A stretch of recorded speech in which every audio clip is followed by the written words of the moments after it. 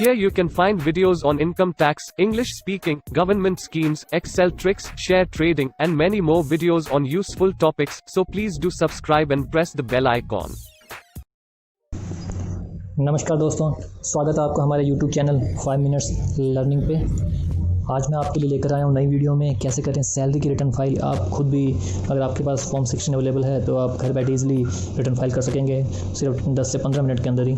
तो आपको बेसिक करना क्या होगा, रिटर्न फाइल करने से पहले आपको एक बेसिक डिटेल अपनी बना लेनी चाहिए। जैसे कि मैं आपको दिखा देता हूँ, जैसे मैंने बना रखी है कि मेरे पास जो इस बार फॉर्म 16 आए हैं वो 2 हैं। मैंने 2 जगह काम किया था तो मेरे पास 2 फॉर्म 16 अवेलेबल है, तो मैंने वहाँ दोनों को ऐड करके टोटल अमाउंट यहाँ पे ले आया हूँ।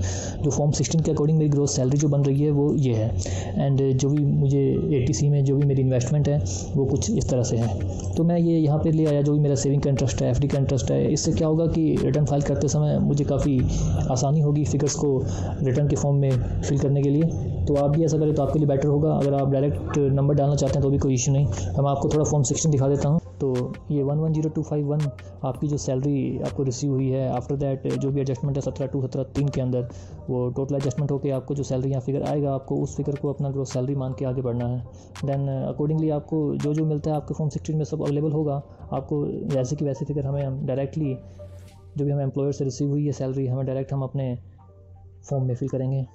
तो और आपको मैं बता दूं, उसके बाद मैंने ATC में जो भी इन्वेस्टमेंट है उसकी फिगर भी आपको फॉर्म 16 से आसानी से मिल जाएगी। चलिए हम बढ़ते हैं आगे। आपको सबसे पहले करना क्या है, तो सबसे पहले आपको गूगल क्रोम या किसी भी एक्सप्लोरर पे जाके, किसी भी सर्च इंजन पे जाके आपको इनकम टैक्स की ऑफिशियल वेबसाइट पे जाना होगा। उसके लिए आप टाइप करेंगे गूगल पे इनकम टैक्स ई-फाइलिंग लॉगिन। जैसे ही आप यहाँ पे एंटर करेंगे आपके सामने नई स्क्रीन खुल जाएगी। आपको जो सबसे पहला लिंक मिलेगा इनकम टैक्स इंडिया e-filing.gov का, आपको इस पर क्लिक करना है। ये आपको डायरेक्ट इनकम टैक्स की ऑफिशियल वेबसाइट पे लेके जाएगा। आप इनकम टैक्स की वेबसाइट पे पहुँच चुके हैं। अब आपको सबसे पहले आपको करना होता है रजिस्टर योरसेल्फ। अगर आप नए यूज़र हैं तो सबसे पहले आपको रजिस्टर करना होगा। रजिस्ट्रेशन का मतलब लाइक आप जैसे फेसबुक, इंस्टाग्राम पे अपनी एक ID बनाते हैं, आपको इनकम टैक्स की वेबसाइट पे जाके भी एक ID बनानी होगी। आपको अगर आपने अभी तक अपने आप को रजिस्टर नहीं किया तो सबसे पहले आपको रजिस्टर करना होगा। इसका भी वीडियो मैंने बना रखा है जिसका लिंक मैं डिस्क्रिप्शन में आप लोगों को दे दूँगा। आप वहाँ जाके ईजिली 5 to 10 मिनट्स लगेंगे आपको, आप वहाँ से अपने आप को रजिस्टर कर सकते हैं। अगर आपने अपने आप को रजिस्टर कर लिया है, अगर आपके पास ऑलरेडी अपना ID और पासवर्ड है, तो आपको करना होगा लॉगिन। सबसे पहले आप डालेंगे अपना यूज़र ID होगा आपका पेन। इसके बाद आपको डालना होगा पासवर्ड।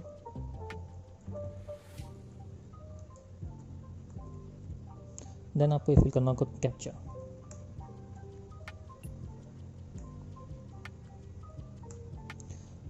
ये इन्फॉर्मेशन फिल करने के बाद आप कर देंगे लॉगिन। लॉगिन करते ही आप इनकम टैक्स के जो पोर्टल है आप वहाँ पहुँच चुके हैं।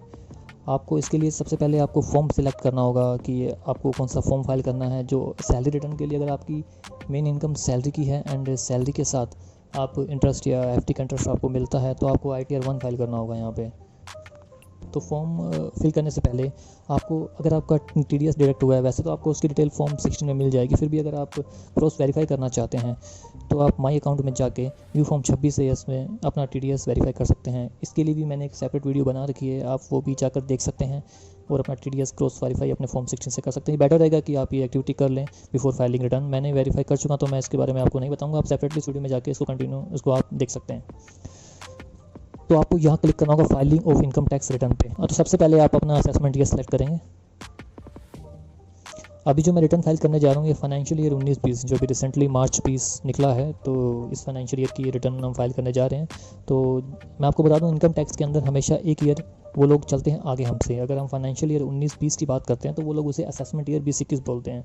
तो हमें 19-20 के लिए असेसमेंट ईयर 20-21 को यहाँ पर सिलेक्ट करना होगा। इसके बाद हमें सेलेक्ट करना होगा ITR फॉर्म नंबर।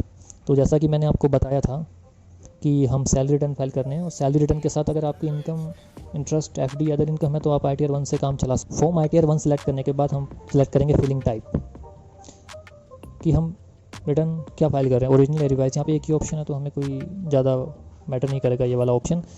अब नेक्स्ट हमें फिल करना है सबमिशन मोड। इसके अंदर हम क्लिक करेंगे तो रिटर्न आपको प्रिपेयर एंड सबमिट ऑनलाइन या अपलोड XML में। आपके लिए यही सजेस्ट करूँगा कि आप लोग प्रिपेयर एंड सबमिट ऑनलाइन करें, इसके रिटर्न काफ़ी इजीली फाइल हो जाएगी आपकी।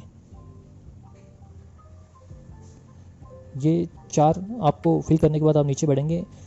यहाँ पे आप देखेंगे कि ऑलरेडी बैंक अकाउंट्स आपको दिख रहे हैं। ये दिखने का यहाँ रीज़न ये है कि मेरी रिटर्न मैं पहले भी फाइल करता आ रहा हूँ, तो ये इनकम टैक्स में अब क्या आजकल क्या हो रहा है कि जो लास्ट रिटर्न का डेटा होता है वो ऑटोमेटिकली प्री फिल होकर पहले ही हमें मिल जाता है। तो अब आगे ये पूछने जा रहे हैं कि आपसे कि आप अगर आपका रिफ़ंड बनता है तो आप किस अकाउंट में रिफ़ंड लेना प्रेफर करेंगे। तो उसके आप जो भी चाहिए, आपको सूटेबल अकाउंट लगता है उसको आप क्लिक कर सकते हैं। हमारा वैसे कोई रिफ़ंड है नहीं, वैसे कंपलसरी है तो क्लिक करना, आप किसी मर्जी पे क्लिक करके बढ़ सकते हैं आगे। अब कंटिन्यू करना है आपको, देन आप क्लिक करेंगे आई एग्री, देन कंटिन्यू। तो आपके सामने ये नया पेज खुल के आ गया है। तो फर्स्ट पेज में आप देखेंगे इंस्ट्रक्शन, तो मैं आपको बताता चलूँगा साथ साथ, इसको आपको रीड आउट करने की जरूरत नहीं है। पार्ट 8 जनरल इन्फॉर्मेशन में आपको अपनी नॉर्मल इन्फॉर्मेशन भरनी होती है। ये ऑटोमेटिकली प्रीफिल आएगा, वैसे इशू नहीं है, मोस्टली इन्फॉर्मेशन आपको प्रीफिल मिलेगी। पेन, आपका फर्स्ट नेम, आपका फर्स्ट नेम, आपकी ईमेल आईडी, एड्रेस, आपका सब यहाँ पे प्रीफिल मिलेगा।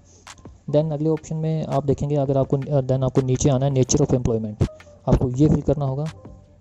अगर आपका private, state government, central government, PSU जो भी है तो आप उसके अकॉर्डिंग अपना नेचर सेलेक्ट करेंगे। मेरा पीएसयू है तो मैं यहाँ पे पीएसयू फिल करने जा रहा हूँ। आफ्टर दैट ये 20 कॉलम में आपको बताना है कि रिटर्न फील्डर्स के अंदर आप बताएंगे उनको कि हम क्या रिटर्न फाइल कब कर रहे हैं। देखिए अभी जो 19-20 फाइनेंशियल ईयर की रिटर्न, असेसमेंट ईयर 2021 की रिटर्न है, उसकी लास्ट डेट जैसे 31 जुलाई थी तो गवर्नमेंट ने एक्सटेंड करके नवंबर तक ले गए हैं। तो अब ये रिटर्न जो अपनी बिफोर और ड्यू डेट के अंदर आएगी, अगर आप 30 नवंबर के बाद जाकर रिटर्न फाइल करते हैं तो आपको आफ्टर ड्यू डेट सेलेक्ट करना होगा। तो ऑटोमेटिकली प्रीफिल्ड आया 139(1) के अंदर बिफोर ड्यू डेट, तो आपको इसको चेंज करने की कोई ज़रूरत नहीं है। देन जो इस बार चेंज हुआ है हम उसकी बात करेंगे। तो ये एक नया पॉइंट इस बार फॉर्म में इनकॉर्पोरेट किया गया है, तो ये मैं आपको बताने जा रहा हूँ। ये है क्या, are you filing return of income tax under 7th provision to section 139(1)। इतना डिटेल में जाने की जरूरत नहीं, मैं आपको सीधा सीधा बता देता हूँ कि इसके अंदर 2 ऑप्शन मिलेंगे आपको, येस और नो। येस और नो, आपको यहाँ पे येस किस केस में करना है।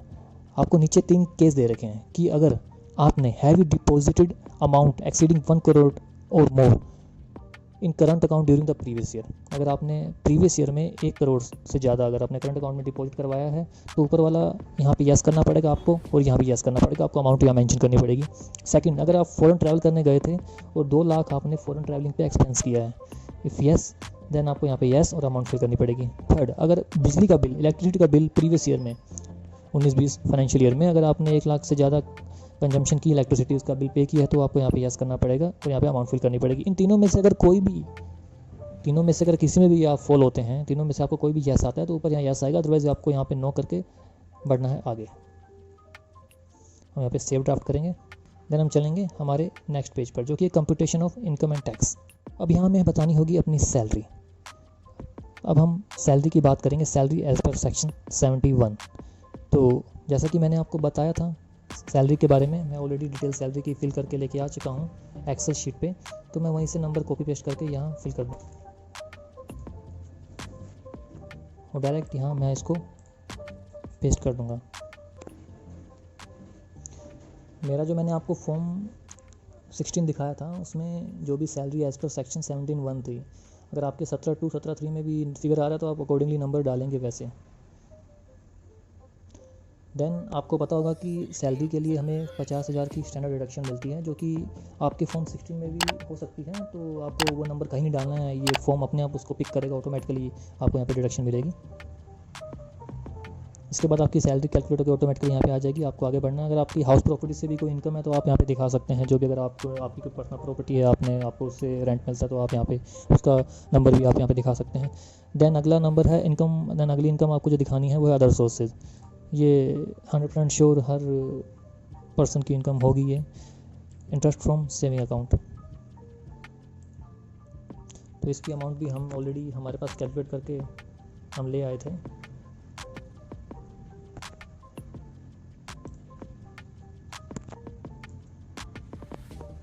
तो ये हम यहाँ फिल कर देंगे। देन हम एक सेक्शन यहाँ पे ऐड करेंगे, लाइन यहाँ पे, जिसके अंदर हम हमारी एफडी की जो इनकम है वो यहाँ पे इनकॉर्पोरेट करेंगे, दिखाएंगे। तो यहाँ पे मिल जाएगा हमें इंटरेस्ट फ्रॉम डिपॉजिट, तो ये हमारा एफडी से रिलेटेड है। इसका नंबर भी हमारे पास ऑलरेडी है। तो ये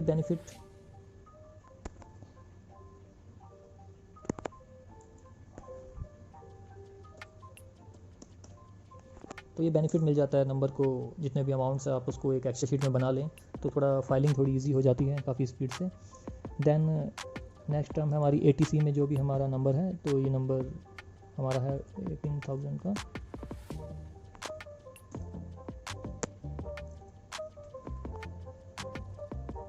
ATC का नंबर हमने फिल कर दिया वहाँ पे। देन ATC CD1B, ये सब फॉर्म 16 से लिया हुआ है मैंने, 6070।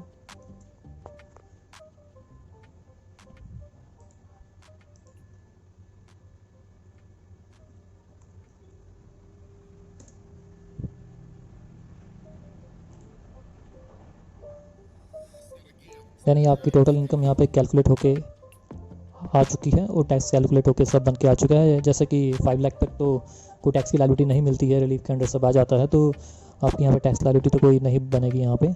देन हम आगे बढ़ते हैं। देन टैक्स की डिटेल में जाएंगे हम। यहाँ पे अगर आपका TDS कोई डिडक्ट हुआ है, वैसे तो ऑटोमेटिकली यहाँ पे आ जाता है अगर सैलरी से TDS डिडक्ट हुआ तो। अगर नहीं आता तो भी अगर नहीं आता तो भी आप मैनुअली यहाँ पे नंबर डाल सकते हैं, कोई इशू वाली बात नहीं है इसमें।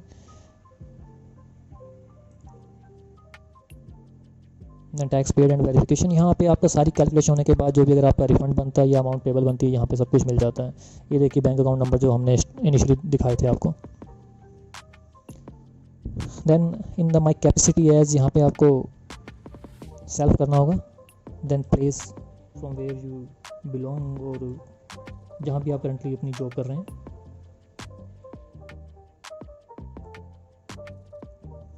देन आपको पहले क्या होता था, हमें रिटर्न को ऑफलाइन बेंगलोर सेंड करना होता था सिग्नेचर करने के बाद, लेकिन अब वो ऑप्शन ऐसा कब उन्होंने, लेकिन अब हम इसे ऑनलाइन भी वेरीफाई कर सकते हैं काफ़ी मल्टीपल वेज से। दे आर आस्किंग दैट कि आप कैसे अपनी रिटर्न को वेरीफाई करना चाहोगे, थ्रू आधार, डीमैट, पैन, मल्टीपल वेज होते हैं रिटर्न वेरीफाई करने के लिए। इसके लिए भी हमें सेपरेट वीडियो बनाएंगे, उसके लिए आप चैनल को सब्सक्राइब करके बेल आइकन जरूर प्रेस कर दीजिएगा, आपको लेटेस्ट अपडेट मिलता रहेगा। अगर आप चाहें तो अपनी रिटर्न को बाद में भी वेरीफाई कर सकते हैं। देन अगर आप चाहें तो मैनुअली सिग्नेचर करके आप डायरेक्ट इसको बेंगलोर अपनी बाई पोस्ट आप पहुँचा सकते हैं। तो अभी मैं बाद में इसको ई वेरीफाई कर दूंगा। इसके लिए मैं एक सेपरेट वीडियो बना के आपको दे दूंगा कि कैसे आपको ई वेरीफाई करना है। देन आपको सेव ड्राफ्ट करना है और हम चलेंगे आगे।